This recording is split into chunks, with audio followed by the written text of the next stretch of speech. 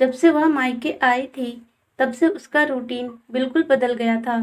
कई बार वह संकोचवश नहीं कह पाती थी कि अभी उसे किस चीज़ की ज़रूरत है। जब वह अमित के साथ रह रही थी तब बहुत स्वतंत्र थी। सुबह-सुबह जब उसकी मर्ज़ी होती थी तब उठती थी, पर यहाँ सुबह सब जल्दी उठ जाते थे और अभी भी पहले की तरह ही उससे उम्मीद की जाती थी कि वह सुबह उठकर चाय बनाए और सबको दे। काव्या ने सोचा कि 2-3 दिन की बात है, फिर माँ अपने आप समझ जाएगी और उसके आराम और खान-पान का विशेष ध्यान रखेगी। अभी उसे 7वां महीना लगा था और अभी से ही उसे कमजोरी होने लगी थी, जबकि सुबह-सुबह अमित दूध और जूस ले आता और चाय बनाकर उसे नाश्ता कराकर और जूस पिलाकर ही ऑफिस जाता था। फिर दिन भर काव्या कुछ न कुछ खाती और जब भी मन होता सो जाती थी। शाम को जब पति आता तब दोनों पति पत्नी मिलकर रसोई में कुछ न कुछ बनाते और खाने के बाद भविष्य के सपनों में खो जाते थे।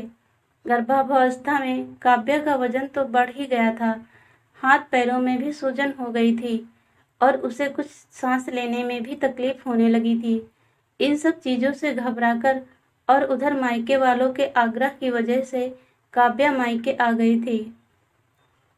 अमित जब उसे पहुंचाने आया तब उसका मायके में जोरदार स्वागत हुआ था।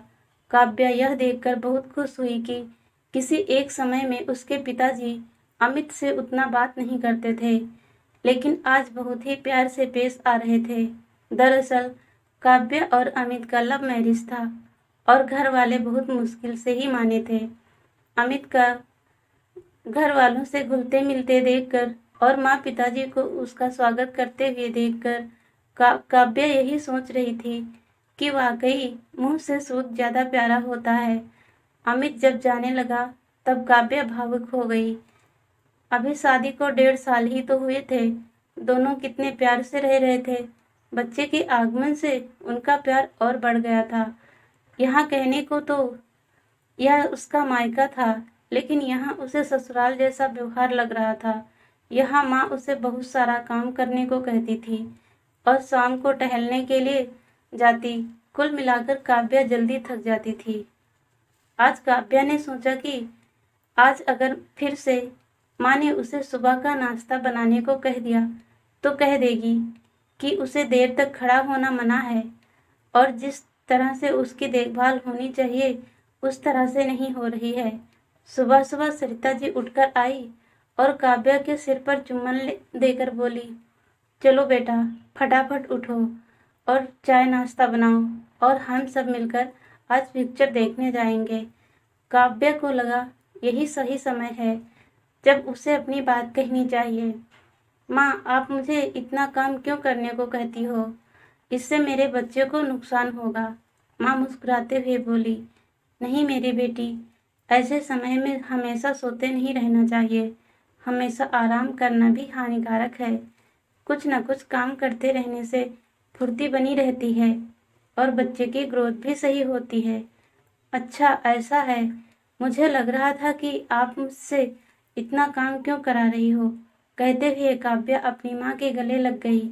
माँ ने बड़े प्यार से उसके सिर पर हाथ रखते हुए कहा, हाँ बेटा, इसीलिए तो ऐसे समय में बड़े बुजुर्गों को साथ रखा जाता है और अक्सर लड़की को मायके में बुलाया जाता है ताकि वह माँ से खुलकर बात कर सके और उसकी देखभाल भी सही हो सके। काव्या के मन में गलतफहमी के बादल छट चुके थे और वह खुशी खुशी ब्रश करने चली गई। जब वह फ्रेश होकर आई तो पापा चाय बनाकर बैठे थे और कह रहे थे, आओ बेटा चाय पी लो, फिर हम तीनों वॉक करने चलेंगे। आज काव्या को टहलने जाने में बुरा नहीं लग रहा था। वापस आकर भी रसोई में माँ का हाथ बटाते हुए काव्या खुशी खुशी सारे काम कर रही थी। उसे समझ में आ गया था कि माता पिता के साथ मिलकर उसके मातृत्व का सफर बहुत ही अच्छा होने वाला है। दोस्तों, आपको कहानी कैसी लगी कमेंट में ज़रूर बताएं और चैनल को सब्सक्राइब कीजिए। वीडियो देखने के लिए धन्यवाद।